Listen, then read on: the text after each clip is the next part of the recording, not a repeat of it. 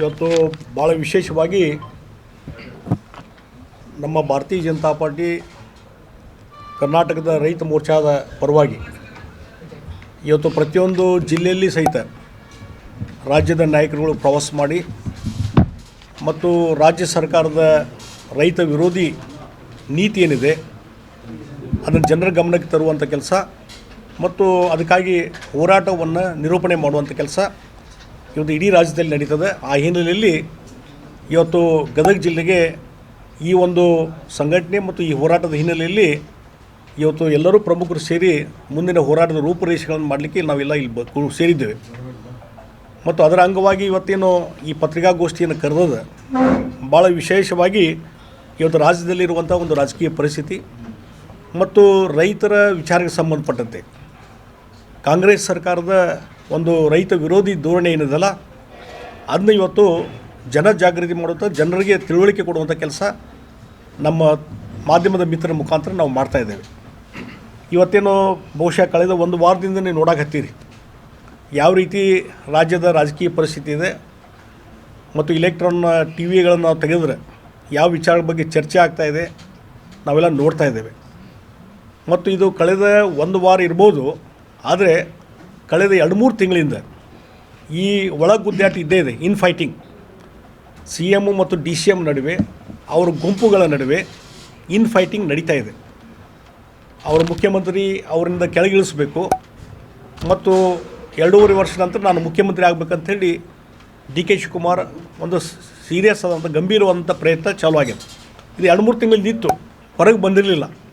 ಈಗ ಒಂದು ವಾರದಿಂದ ಯಾವಾಗ 2.5 ವರ್ಷ ಕಂಪ್ಲೀಟ್ ಆಯಿತು ಆವಾಗ ಡಿ ಕೆ ಶಿವಕುಮಾರ್ ಗುಂಪು ಇನ್ನು ಇವರು ಅಧಿಕಾರ ಬಿಡುವುದಿಲ್ಲ ಅನ್ನುವಂಥ ಹಿನ್ನೆಲೆ ಇಟ್ಟುಕೊಂಡು ಅವರು ತಮ್ಮ ಏನೋ ಒಂದು ತಂತ್ರ ಪ್ರತಿತಂತ್ರ ಎಲ್ಲವನ್ನೂ ಚಾಲೂ ಮಾಡಿದ್ದಾರೆ. ಈಗ ಅದು ಒಂದು ಕ್ಲೈಮ್ಯಾಕ್ಸ್ ಸೀನಿಗೆ ಬಂದದ. ಆದರೆ ಈ ಒಂದು ಇನ್ ಫೈಟಿಂಗ್ದಿಂದ ಇವತ್ತು ಡಿ ಕೆ ಶಿವಕುಮಾರ್ ಭಾಳ ವೀರಾವೇಶದಿಂದ ಒಂದು ಮೀಟಿಂಗ್ ಮಾಡಿ ಘೋಷಣೆ ಮಾಡಿದ್ರು. ಏನಂದರೆ ಇವತ್ತು ಲ್ಯಾಂಡ್ ಎಕ್ವಿಷನ್ಗೆ ಒಂದು 30 ಲಕ್ಷ ಒಂದು 40 ಲಕ್ಷ ಅಂತ ಡಿಕ್ಲೇರ್ ಮಾಡಿದ್ರು ಒಂದು ಎಕರೆಗೆ. ಆಯಿತು, ರೈತರು ಹೆಚ್ಚು ಕಡಿಮೆ ಅದಕ್ಕೆ ಒಪ್ಕೊಂಡಿದ್ದಾರೆ. ಆಮೇಲೆ ಈಗ ಡಿಕ್ಲೇರ್ ಮಾಡಿದ ಮೇಲೆ ನಿಮಗೆ ಒಂದು ಟೈಮ್ ಲಿಮಿಟ್ ಬೇಕಲ್ಲ. ನಿಮ್ಮ ಸರ್ಕಾರ ಅವಧಿ ಇನ್ನು 2.5 ವರ್ಷ ಅಷ್ಟೇ. 70,000 ಕೋಟಿ ಬೇಕು ಆ ಲ್ಯಾಂಡ್ ಎಕ್ವಿಷನ್ ಮಾಡೋಕ್ಕೆ. ಎಲ್ಲೈತೆ ಹಣ? ನಿಮಗೆ ಹಣ ಇಲ್ದೇ ಒಂದು ಡಿಕ್ಲೇರ್ ಮಾಡಿಬಿಡೋದು, ನಾವೇನೋ ಮಾಡೇವೆ ಅಂಥೇಳಿ ಆ ಭಾಗದ ಜನರಿಗೆ ಮೋಸ ಮಾಡೋದು, ರೈತರಿಗೆ ಮೋಸ ಮಾಡುವಂಥದ್ದು. ಈ ರೀತಿಯಾದಂಥ ಸರ್ಕಾರ, ಇಂಥ ಬಂಡ ಸರ್ಕಾರ ನನ್ನ ರಾಜಕೀಯ ಜೀವನದಲ್ಲಿ ನಾನು ನೋಡಲೇ ಇಲ್ಲ. ಸಿದ್ದರಾಮಯ್ಯ ಸರ್ಕಾರ ಈ ರೀತಿ ಬಂಡ ಸರ್ಕಾರ.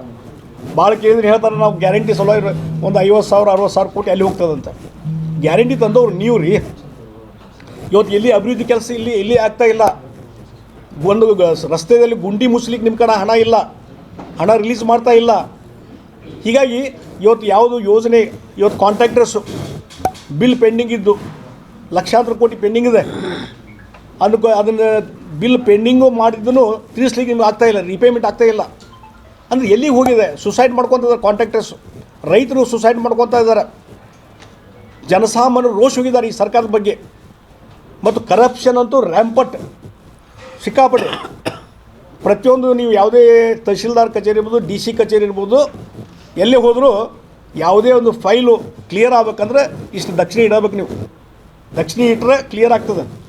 ಈಗ ಮೊದಲ ಒಂದು ರೂಢಿ ಇತ್ತು, ಸಬ್ ರಿಜಿಸ್ಟರ್ ಆಫೀಸ್ಗೆ ಮಾತ್ರ ದಕ್ಷಿಣ ಇಡೋದಿತ್ತು.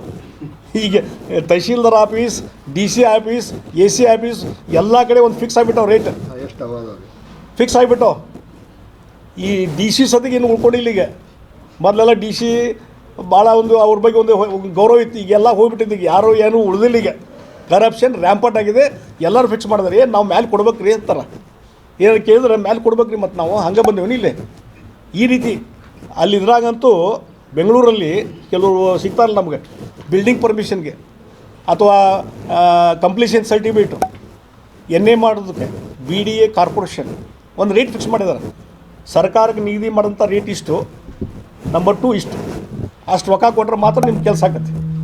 ಅಲ್ಲಿ ಡಿ ಕೆ ಶಿವಕುಮಾರ್ ಇನ್ಚಾರ್ಜ್. ಯಾವ ರೀತಿ ಪರಿಸ್ಥಿತಿ ಇದೆ ನೀವು ಅರ್ಥ ಮಾಡ್ಕೊಳ್ರಿ. ಈ ರೀತಿ ರ್ಯಾಂಪಟ್ ಕರಪ್ಷನ್ನು ಮತ್ತು ಕಾಂಟ್ರಾಕ್ಟ್ ಅಸೋಸಿಯೇಷನ್ ಹೇಳಿದರು BJP ಸರ್ಕಾರಕ್ಕಿಂತ ಡಬಲ್ ಆಗಿದ್ರಿ ಇಲ್ಲಿ ಕರಪ್ಷನ್ ಅಂಥೇಳಿ.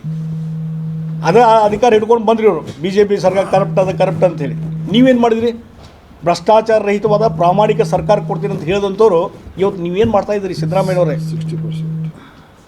60%, 80%. ಹೀಗಾಗಿ ಈ ರೀತಿಯಾದಂಥ ಒಂದು ಕರಪ್ಟ್ ಗೌರ್ಮೆಂಟ್ ಇಲ್ಲಿದೆ. ಯಾವುದೇ ಯೋಜನೆ ಹಣ ಮಂಜೂರಾಗ್ತಾ ಇಲ್ಲ ಮತ್ತು ಪೆಂಡಿಂಗ್ ಬಿಲ್ಸ್ಗೆ ಹಣ ಬರ್ತಾ ಇಲ್ಲ. ರೈತರ ಒಂದು ಖರೀದಿ ಕೇಂದ್ರ ರೈತರು ಈಗೇನಾಗಿದೆ ಅಂದರೆ ರೈತರು ಹೋರಾಟ ಮಾಡಾಕತ್ತಾರ, ನಾವೆಲ್ಲ ಒತ್ತಾಯ ಮಾಡಾಕತ್ತೀವಿ BJP ರೈತ ಮೋರ್ಚಾದಿಂದ ಆದಷ್ಟು ಬೇಗನೆ ಖರೀದಿ ಕೇಂದ್ರ ಚಾಲೂ ಮಾಡಿರಿ, ರೈತರು ಬೆಳೆದಂಥ ಬೆಳೆಗೆ ಖರೀದಿ ಮಾಡಿರಿ ಅಂತೇಳಿ. ಇವರು ಖರೀದಿ ಕೇಂದ್ರ ಚಾಲೂ ಮಾಡಿಲ್ಲ. ಇವರು ಬೆಂಗಳೂರಾಗ ಶಾಸಕರ ಖರೀದಿ ಮಾಡಲಿಕ್ಕೆ ಖರೀದಿ ಕೇಂದ್ರ ಚಾಲೂ ಮಾಡ್ಯಾರ. ಶಾಸಕರು ಖರೀದಿ ಮಾಡಲಿಕ್ಕೆ ಈಗಾಗಲೇ ಸ್ಟಾರ್ಟ್ ಆಗಿದೆ. ಒಬ್ಬೊಬ್ಬರು ಶಾಸಕರು 50 ಕೋಟಿ 60 ಕೋಟಿ ಹಣ ಕೊಟ್ಟಿದ್ದಾರೆ ಅಂಥೇಳಿ, ಮುಂದೆ ಕೊಡ್ತಾರೆ ಅಂಥೇಳಿ ಆ ಖರೀದಿ ಕೇಂದ್ರ ಸ್ಟಾರ್ಟ್ ಆಗಿದೆ. ಶಾಸಕರು ಖರೀದಿ ಮಾಡಲಿಕ್ಕೆ ಯಾರು ತಮ್ಮ ಶಾಸಕರನ್ನ ಖರೀದಿ ಮಾಡಲಿಕ್ಕೆ ಖರೀದಿ ಕೇಂದ್ರ ಚಾಲೂ ಮಾಡಿದ್ದಾರೆ ಹೊರತು ರೈತರು ಬೆಳೆದಂಥ ಬೆಳೆಗೆ ಅವರು ಖರೀದಿ ಮಾಡಲಿಕ್ಕೆ ಆ ಬೆಳೆಗಳನ್ನು ಖರೀದಿ ಮಾಡಲಿಕ್ಕೆ ಖರೀದಿ ಕೇಂದ್ರ ಚಾಲೂ ಮಾಡೋಕ್ಕೆ ತಯಾರಿಲ್ಲ. ಅದಕ್ಕೆ ನಿಮ್ಗೆ ಹಣ ಇಲ್ಲ, ಆದರೆ ಶಾಸಕರು ಖರೀದಿ ಮಾಡಲಿಕ್ಕೆ ನಿಮ್ಮ ಕಡೆ ಹಣ ಇದೆ. ಅಂದರೆ ಯಾವ ರೀತಿ ಯಾವ ಪುರುಷಾರ್ಥಗಾಗಿ ನಡೆಸ್ತಾ ಇದ್ದೀರಿ? ಅದಕ್ಕಾಗಿ ನೋಡ್ರಿ, ಇದು ಎರಡೂ ಕಡೆಯಿಂದ ನಡೆದಿರ್ತದೆ ಗಾಡ್ಲೆ. ಹಾಂ, ಎರಡೂ ಕಡೆ ಬರೀ ಒಂದು ಸೈಡ್ ಅಲ್ಲ ಇದು. ಹೀಗಾಗಿ ಇದರಲ್ಲಿ ಯಾರು ಲಕ್ಕಿ ಪರ್ಸ್ ಅಂದ್ರೆ ಶಾಸಕರು, ಕಾಂಗ್ರೆಸ್ಸಿ ಶಾಸಕರು ಇವತ್ತು ಉದ್ಧಾರ ಆಗಾಗತ್ತಾರೆ ಅಷ್ಟೇ. ಅದರಿಂದ ರಾಜ್ಯಕ್ಕೆ ನಷ್ಟ ಆಗ್ತಾಯಿದೆ. ರಾಜ್ಯದ ಜನಸಾಮಾನ್ಯರ ರೈತರ ಸಮಸ್ಯೆಗಳನ್ನ ಕೇಳಾಡುವಂಥ ಪರಿಸ್ಥಿತಿ ಇವತ್ತು ರಾಜ್ಯ ಸರ್ಕಾರ ಇದೆ. ಮತ್ತು ರಾಹುಲ್ ಗಾಂಧಿ ಅವ್ರಂಕರ್ ಎಲೆಕ್ಷನ್ ಮುಗಿದ್ಕೊಳ್ಳಿ ವಿದೇಶಕ್ಕೆ ಹೋಗ್ಬಿಡ್ತಾರೆ ರಾಹುಲ್ ಗಾಂಧಿ. ಈಗ ಮತ್ತೆ ವಾಪಸ್ ಬಂದಾರಂತೆ. ಅವರು ಇಮ್ಮೆಚ್ಯೂರ್ಡ್ ಲೀಡರ್ ಯಾರೋ ಒಬ್ಬರು ಇದ್ರೆ ರಾಹುಲ್ ಗಾಂಧಿ ಅಂತ ಉದಾಹರಣೆ. ಅದಕ್ಕಾಗಿ ರಾಹುಲ್ ಗಾಂಧಿಯಲ್ಲಿ ಕಾಂಗ್ರೆಸ್ ಲೀಡರ್ ಇರ್ತಾರೆ, ಭಾರತೀಯ ಜನತಾ ಪಾರ್ಟಿ ಭಾಳ ಒಳ್ಳೆಯದು ನಮಗೆ. ಅವರು ಕಾಯಂ ಅವರೇ ಇರಲಿ, ದೇವರ ಆಯುಷ್ಯ ಕೊಡಲಿ. ನೋಡ್ರಿ, ಈಗ ನೋಡಿ ಅವರು ಸಂಪರ್ಕದಲ್ಲದು ಎಲ್ಲ ಊಹಾಪೋಹ ಇದೆಲ್ಲ. ಮತ್ತು ನಮ್ಮ ಹೈಕಮಾಂಡು ಸಹಿತ ಇದ್ರ ಬಗ್ಗೆ ಭಾಳ ತಲೆ ಕೆಡಿಸ್ಕೊಂಡಿಲ್ಲ. ಅವರೊಳಗೆ ಇನ್ ಫೈಟಿಂಗ್ ನಡೀತಾ ಇದೆ. ಇಲ್ಲೇನೋ ಸರ್ಕಾರ ಮಾಡಬೇಕು, ಮತ್ತೊಂದು ತಕ್ಷಣ ಸರ್ಕಾರ ಬಂದ್ಬಿಡೋದು BJP ಅದಂತಿಲ್ಲ. ಚುನಾವಣೆಯಲ್ಲಿ ಗೆದ್ದು ಬಹುಮತ ತೊಗೊಂಡು ನಾವು ಸರ್ಕಾರ ರಚನೆ ಮಾಡ್ತೀವಿ, ಇದಂಕರ್ ಕ್ಲಿಯರ್. ಆದರೆ ಇನ್ ಫೈಟಿಂಗ್ ಅವ್ರ ಒಳಗೆ ನಡೆದ ಆ ಹಿನ್ನೆಲೆಯಲ್ಲಿ ಇನ್ ಫೈಟಿಂಗ್ ನಡೀತಾ ಇದೆ ಇಲ್ಲಿ. ಅದರಿಂದ ಈ ರಾಜ್ಯದ ಜನರಿಗೆ ತೊಂದರೆ ಆಗ್ತದೆ. ಇದನ್ನು ಸರಿ ಮಾಡ್ರಿ ಅಂತ ನಾವು ಹೇಳಾಕತ್ತೀವಿ. ಮತ್ತು ಇದು ಎಲ್ಲಿಗೆ ಹೋಗ್ತದೆ? ಇನ್ ಫೈಟಿಂಗ್ ಇದೇ ಹೇಳಿದ್ರೆ ಅವರ ಬಡದಾಡಿ ಸರ್ಕಾರ ಪತನಕ್ಕೂ ಬರ್ಬೋದು. ಸರ್ಕಾರ ಪತನ ಅಂಚಿಗೆ ಬಂದುಬಿಟ್ಟಿದ್ದೀಗ any time it may government may collapse. ಅವರು ಭೇಟಿಯಾಗಿದ್ರು ಬಿಟ್ಟಿದ್ರು ಅನ್ನುವಂಥದ್ದು ವೆರಿಫೈ ಮಾಡುವಂಥ ಅವಶ್ಯಕತೆಯೇ ಇಲ್ಲ. ಭೇಟಿಯಾಗಿದ್ರೆ ಅವರ ಒಂದು ಹೋಮ್ ಮಿನಿಸ್ಟ್ರಿ ಅವ್ರು ಹಾಗೆ ಹೋಗಿ ಎಲ್ಲೇ ಒಂದು ಅಪಾಯಿಂಟ್ಮೆಂಟ್ ತೊಗೊಳ್ಳೋದು ಭೇಟಿಯಾಗಕ್ಕೆ ಸಾಧ್ಯ ಇಲ್ಲ. ಎಲ್ಲೇ ಒಂದು ರೆಕಾರ್ಡ್ ಆಗ್ತದೆ. ಆ ಹಿನ್ನೆಲೆಯಲ್ಲಿ ಇವತ್ತು ಅವರು ಭೇಟಿ ಆಗ್ತವ್ರು ಬಿಡ್ತಾರೆ. ಆದರೆ ನಿಮ್ಮ ಪರಿಸ್ಥಿತಿ ಏನದ ಮೊದಲು ಅರ್ಥ ಮಾಡಿಕೊಡ್ರಿ, ಜನರು ಹಿತಕ್ಕಾಗಿಡ್ರಿ. ಅಥವಾ ಖರ್ಗೆ ಅವರು ರಾಷ್ಟ್ರೀಯ ಅಧ್ಯಕ್ಷರು ಕಾಂಗ್ರೆಸ್ ಪಾರ್ಟಿ, ಅವರು ಮೊನ್ನೆ ಅವ್ರು ಭೇಟಿ ಆದಾಗ ಹೇಳ್ತಾರಂತ ಪ್ರೆಸ್ ಕಾನ್ಫರೆನ್ಸ್ ಹೇಳ್ತಾರೆ, ಹೈಕಮಾಂಡ್ಗೆ ಬಿಡ್ತೀನಿ ಅಂಥೇಳಿ.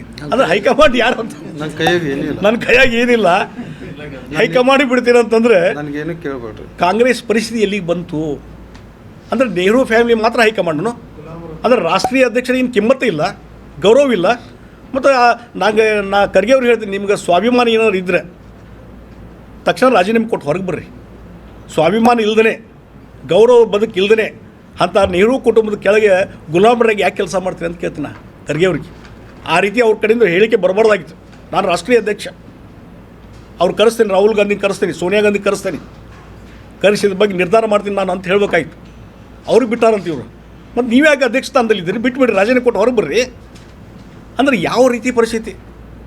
ಹಿಂದೆ ಕೇಸರಿ ಇದ್ರು, ಸೀತಾರಾಮ್ ಕೇಸರಿ, ಅವ್ನು 24 ಅವರ್ಸಾಗಿ ತೆಗೆದು ಹಾಕಿದ್ರು ಅವ್ರನ್ನ, ಇದೇ ನೆಹರು ಕುಟುಂಬದವರು.